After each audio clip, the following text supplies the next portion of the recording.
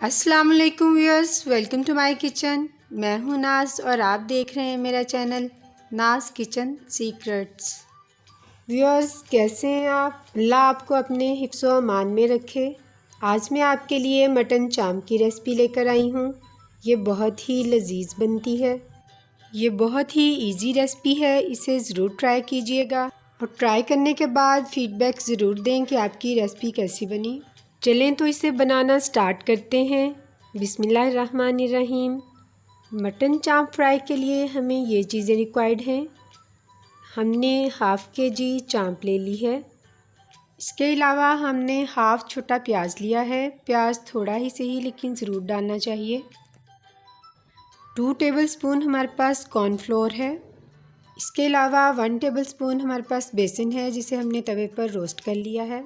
5 tablespoon हमारे पास दही के हैं। कोशिश करें कि दही खट्टी ना हो। हमने एक छोटा जवा लहसुन का और 2 इंच अदरक का पीस लिया है जिसकी ये पेस्ट बनाई है। 1/4 टेबलस्पून हमारे पास फूड कलर है। इससे चांपों पर बहुत अच्छा सा कलर आ जाएगा। ये ऑप्शनल है, आप चाहें तो इसे स्किप कर सकते हैं। 1 टेबलस्पून हमारे पास लेमन जूस है।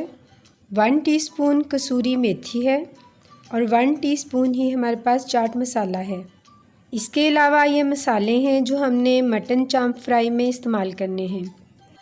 हमने एक पैन ले लिया है। सबसे पहले हम इसमें हाफ़ kg चाप ऐड कर देंगे। अब हम इसमें लहसुन और अदरक की पेस्ट शामिल कर देंगे। हाफ़ कटी हुई प्याज इसमें ऐड करेंगे। याद रहे कि हमने एक छोटे साइज़ का प्याज लेना है। अब हम इसमें हाफ़ टीस्पून सॉल्ट ऐड कर देंगे। हम इसमें 1 लीटर के करीब पानी ऐड कर देंगे जो तकरीबन 2 गिलास बनते हैं। फ्लेम हमने ऑन कर लिया है। अब हम इसे कवर कर देंगे।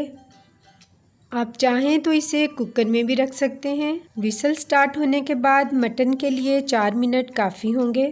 अलबत्ता अगर बीफ है तो आप इसे 7 से 8 मिनट भी प्रेशर दिलवा सकते हैं। हमने इसे पैन में रखा है। तकरीबन 20 मिनट तक हमारी चाप गल जाएगी।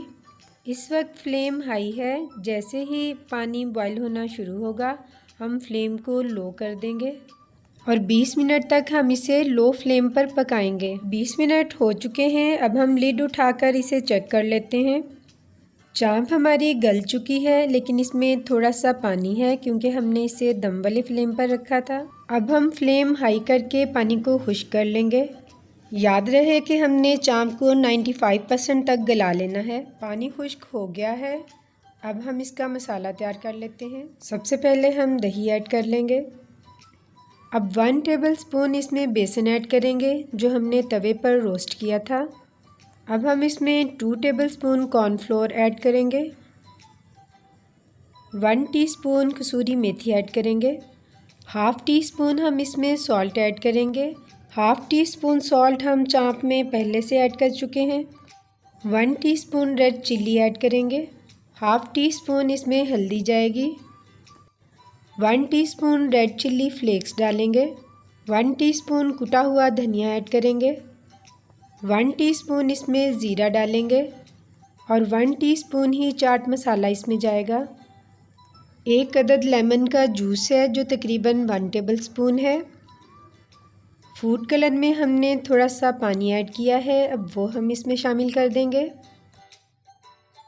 अब इन सारे इंग्रेडिएंट्स को मिक्स कर लेंगे।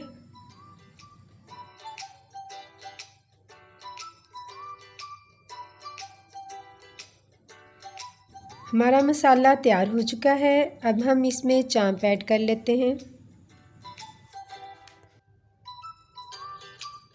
अब हम चाप पर मसाले की अच्छी तरह से कोटिंग करेंगे।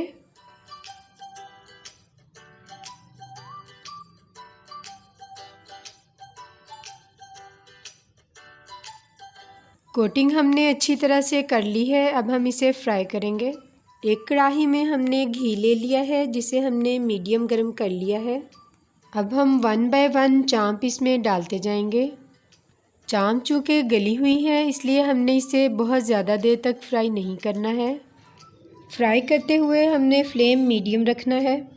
तकरीबन 2 मिनट तक हम इसे एक तरफ से फ्राई करेंगे और इसके बाद हम इसकी साइड चेंज कर देंगे।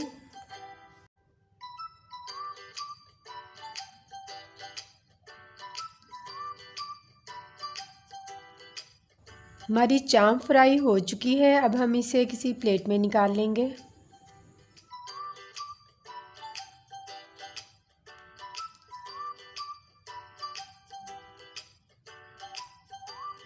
अब हम बाकी चाम को भी फ्राई कर लेंगे। चाम हमारी अच्छी तरह से गली हुई है, इसलिए हमने इसे ज़्यादा देर तक फ्राई नहीं करना है। 4 से 5 मिनट लगेंगे इसे मुकम्मल तौर पर फ्राई होने में। अगर आपने अब तक मेरा चैनल सब्सक्राइब नहीं किया तो मेरा चैनल भी सब्सक्राइब कर लीजिए और बेल आइकन को ज़रूर प्रेस कीजिएगा ताकि आपको हर नई वीडियो की नोटिफिकेशन मिल सके। हमारी सारी चाम फ्राई हो चुकी है, इसे भी हम प्लेट में निकाल लेंगे। व्यूअर्स, हमारी चाम बहुत ज़बरदस्त बन के तैयार हुई है। देखिए माशाल्लाह कितना खूबसूरत इसका कलर आया है। अब हम इसकी फ़ाइनल लुक आपको दिखाते हैं। उम्मीद है आपको आज की रेसिपी ज़रूर पसंद आई होगी। अगर आपको आज की रेसिपी पसंद आई हो तो इसे लाइक और शेयर ज़रूर करें और इसे ट्राई ज़रूर कीजिएगा। ट्राई करने के बाद फीडबैक भी ज़रूर दें कि आपकी चाम कैसी बनी। अगर आपको किसी भी रेसिपी के बारे में कोई सवाल करना हो तो ज़रूर कीजिएगा। इंशाल्लाह आपको आपके सवाल का जवाब ज़रूर दिया जाएगा। अगर आपको इसी तरह की मज़ेदार सी रेसिपीज़ चाहिए तो मेरा चैनल सब्सक्राइब करना मत भूलिएगा। अपना बहुत सारा ख्याल रखिएगा और मुझे भी दुआओं में याद रखिएगा। इंशाल्लाह फिर मिलेंगे एक नई और ख़ूबसूरत वीडियो के साथ। तब तक के लिए अल्लाह हाफिज़।